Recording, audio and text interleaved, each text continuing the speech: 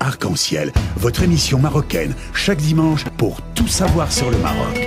Actualité, culture, économie, société et animation festive. Avec Abdelatif, Arc-en-Ciel au cœur du Maroc.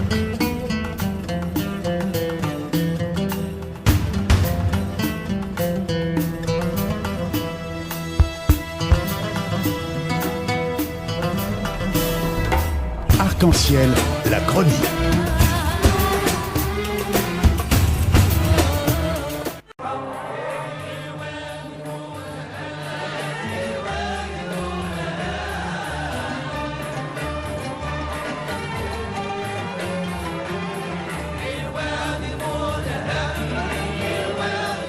Sans trop attendre, il me reste une vingtaine de minutes et notre dernier intervenant n'est que le professeur Abdelkrim بالقندوز الباحث في مجال الهجرة واللي عنده دراية بهذا الموضوع وكذلك notre référent au Maroc pour ce dossier des MRE aussi sur d'autres dossiers إن شاء الله اللي تهم القضية الوطنية. سي عبد الكريم بالقندوز سنة سعيدة عليك والعائلة ديالتك.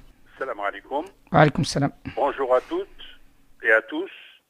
Meilleurs vœux de santé et de quiétude pour 2007 pour tous ceux qui nous écoutent, en souhaitant également que l'année 2017 soit l'année de la rénovation de la politique du Maroc en direction des citoyens marocains établis à l'étranger.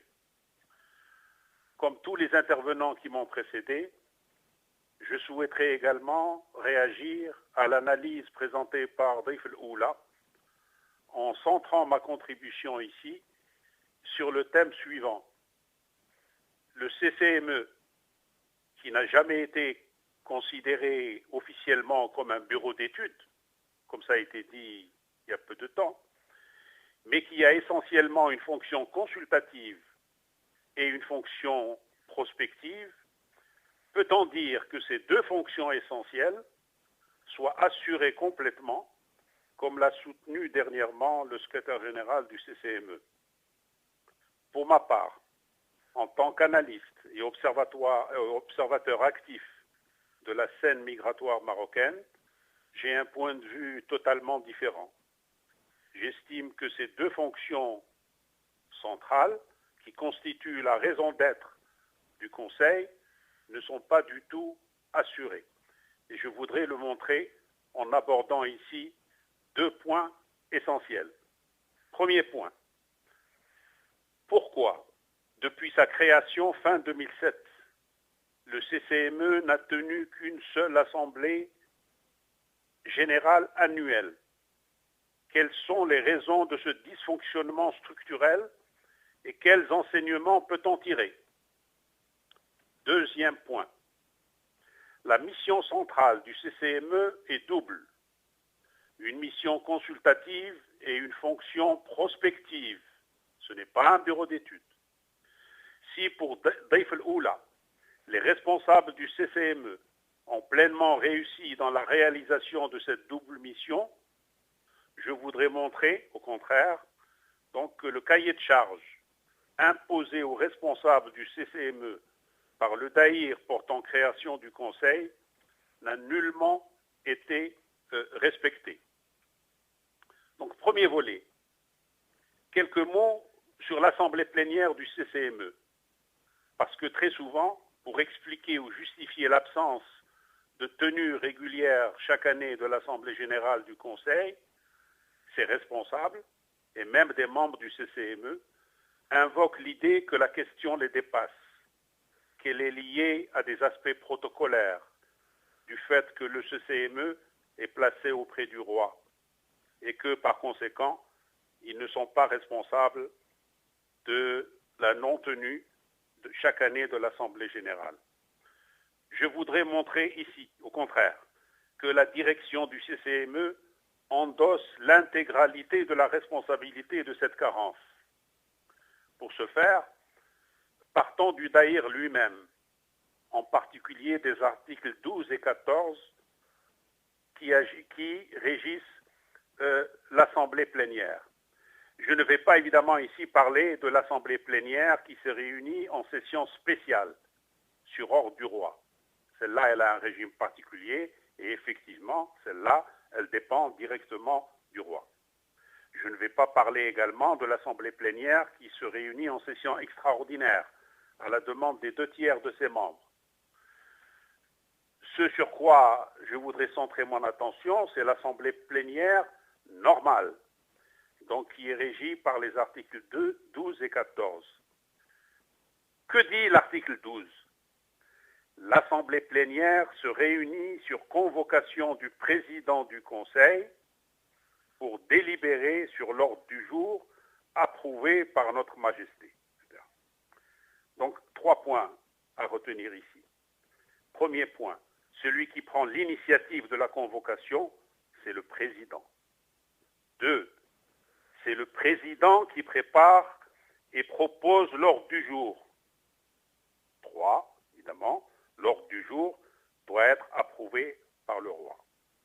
Par conséquent, ce n'est pas le roi qui convoque l'Assemblée plénière.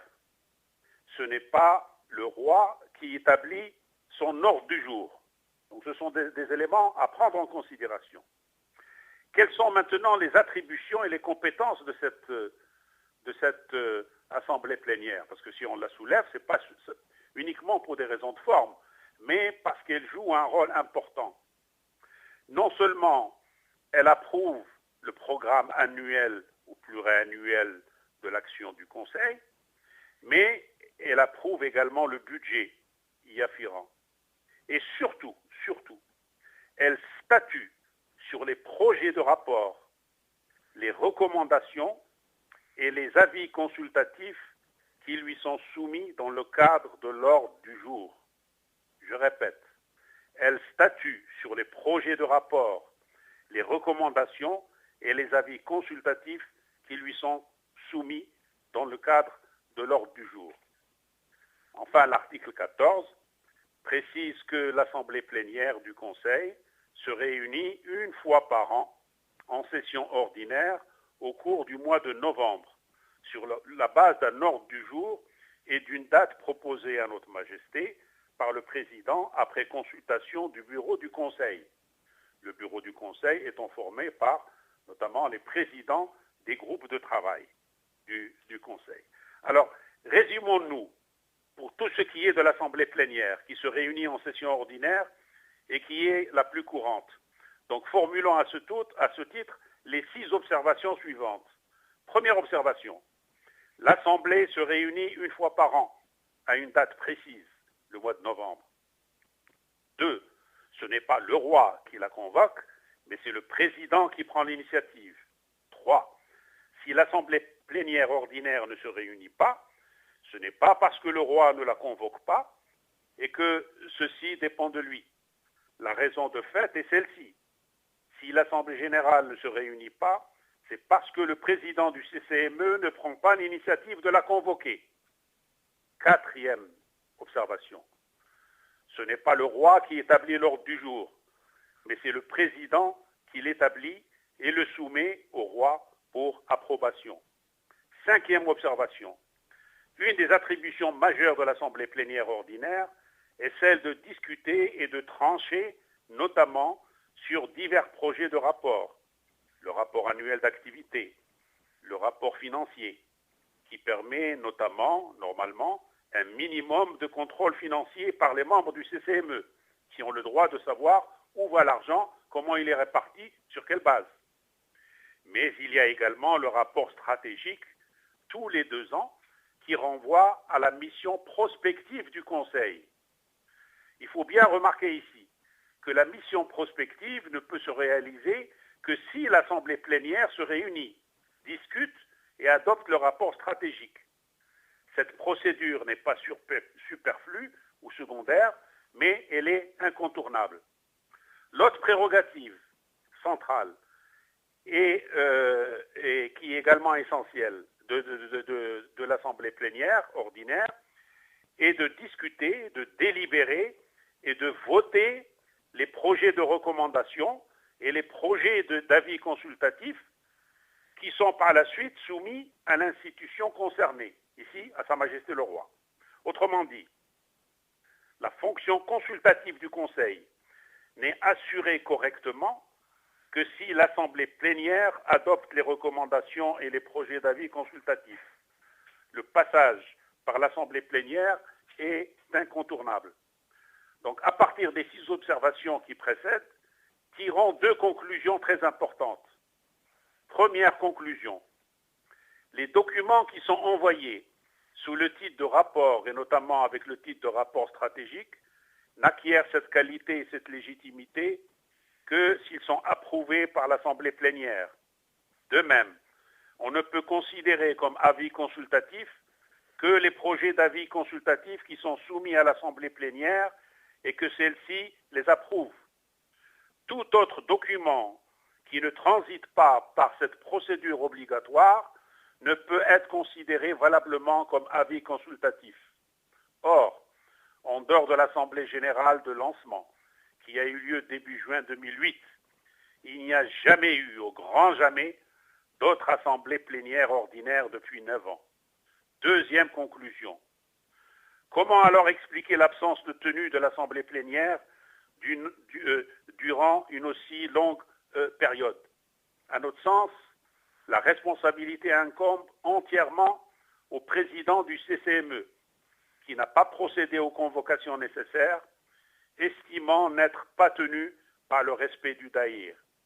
La raison fondamentale, nous paraît, de notre point de vue, est liée à l'absence de réalisation de tout ce qui a trait aux fonctions centrales du CCME. Absence de préparation des avis consultatifs. Absence de préparation du rapport stratégique tous les 2 ans. Par conséquent, c'est pour fuir cette responsabilité, pour occulter le fait que la mission consultative et la mission prospective du CCME n'ont pas été remplies. C'est pour ces raisons fondamentales que le président du CCME n'a jamais convoqué d'assemblée plénière annuelle, en dehors, encore une fois, de l'Assemblée générale de lancement. Où est alors la reddition des comptes? Deuxième volet, concernant la fonction consultative et la fonction stratégique elle-même. La fonction consultative est régie par l'article 2 du Daïr, qui détermine les attributions et les prérogatives du Conseil dans des domaines très vastes. La fonction prospective est également régie par l'article 2 du Daïr, qui dit ceci: le Conseil est également chargé d'observer les évolutions prévisibles dans le domaine de l'immigration sur le plan politique, économique, culturel et scientifique. L'article 4 précise: le Conseil établit tous les 2 ans un rapport général d'analyse des tendances de l'immigration marocaine et de ses problématiques particulières. Donc, normalement, on aurait dû déjà avoir présenté 4 rapports stratégiques. Or, aucun n'a été élaboré, et encore moins adopté en séance plénière, puisque celle-ci ne se réunit qu'une seule fois. Donc, la mission prospective n'est pas assurée par le Conseil. De même, les projets d'avis consultatifs sont préparés par l'un des 6 groupes de travail du Conseil, par le biais notamment de larges consultations avec les milieux concernés, et doivent être entérinés par l'Assemblée plénière. Or, là aussi, aucun projet d'avis consultatif n'a été soumis à l'Assemblée plénière. Et, contrairement à ce qui a été avancé par Difl Oula, les projets d'avis consultatifs ne peuvent être assimilés au résumé d'intervention, à un catalogue de propositions et de recommandations issues de journées d'études, de séminaires, de colloques, de rencontres diverses. Les avis consultatifs ne peuvent être ramenés à des livres qui sont imprimés et édités par le Conseil et qui sont envoyés à divers responsables en leur demandant de s'en inspirer pour leur action concrète. Donc là aussi, il n'y a eu de notre point de vue la formulation d'aucun avis consultatif du CCME en tenant compte des dispositions du Daïr portant création du Conseil. Et là, 2 précisions. La première concernant, par exemple, l'avis consultatif pour le prochain conseil. Il n'a jamais été préparé avant 2011, avant 2012, pardon, alors que normalement il aurait dû être élaboré au moins dans les 2 ou 3 ans pour permettre de le fournir à temps pour que les gens se préparent, etc. Or, les responsables du CCME ont profité en fait de l'avènement de la nouvelle constitution de 2011 pour dire finalement, maintenant il y a une donnée nouvelle et il n'y a pas lieu de le faire. Deuxièmement, l'avis consultatif demandé par Sa Majesté concernant la participation de la communauté à la vie nationale et notamment à la vie démocratique. Il n'y a pas eu d'avis consultatif.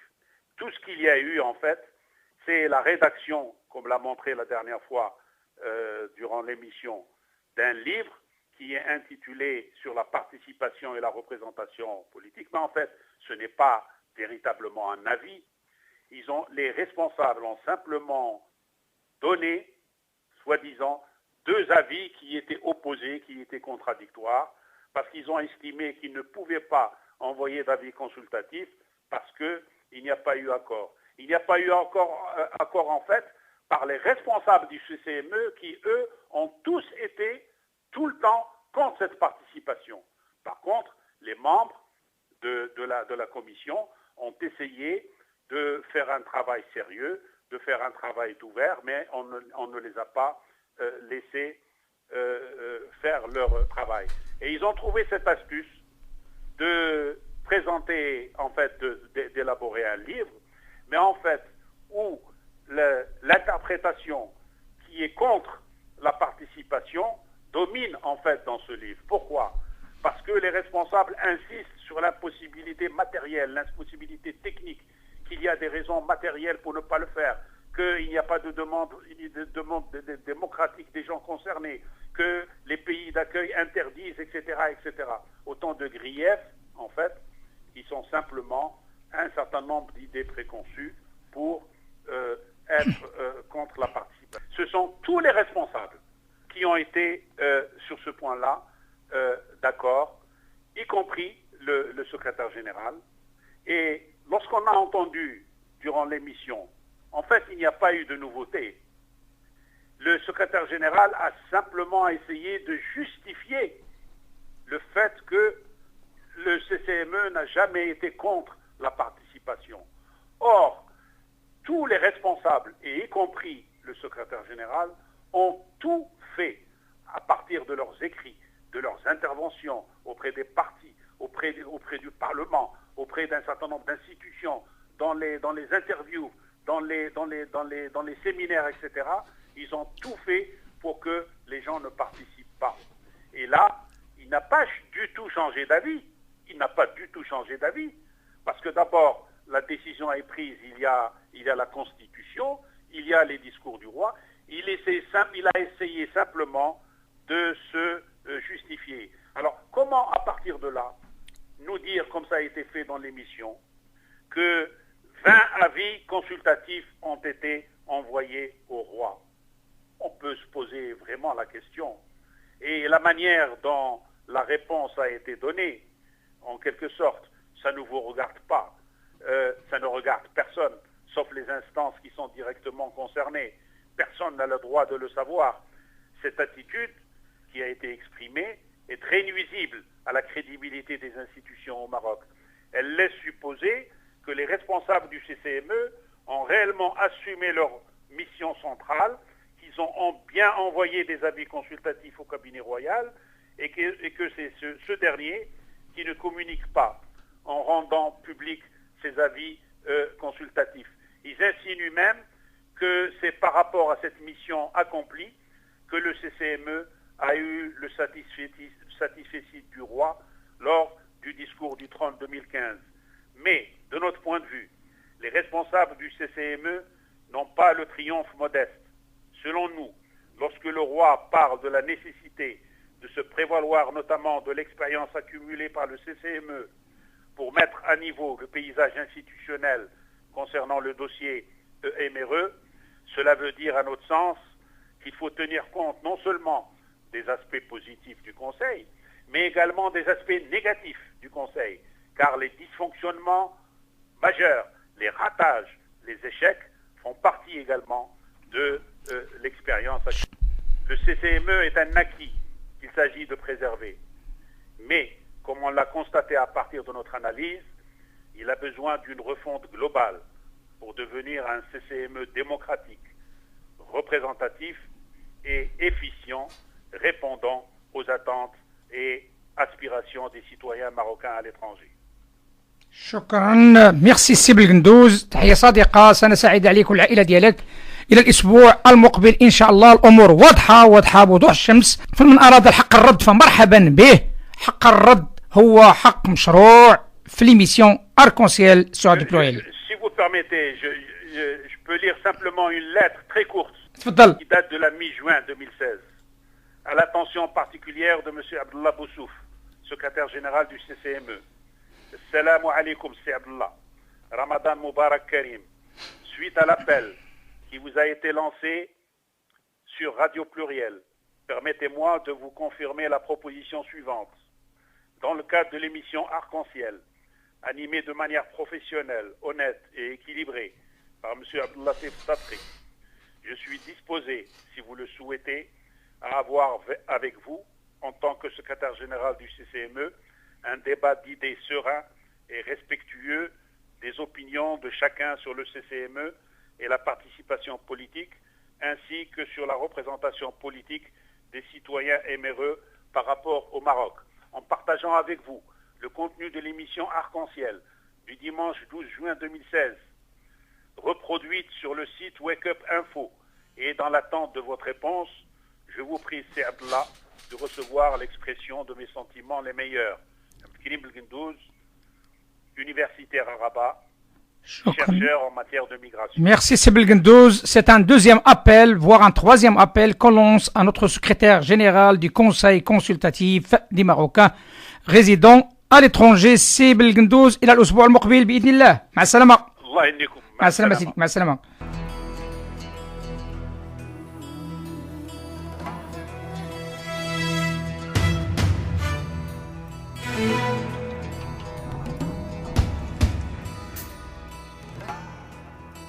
Arc-en-Ciel, votre émission marocaine, chaque dimanche pour tout savoir sur le Maroc.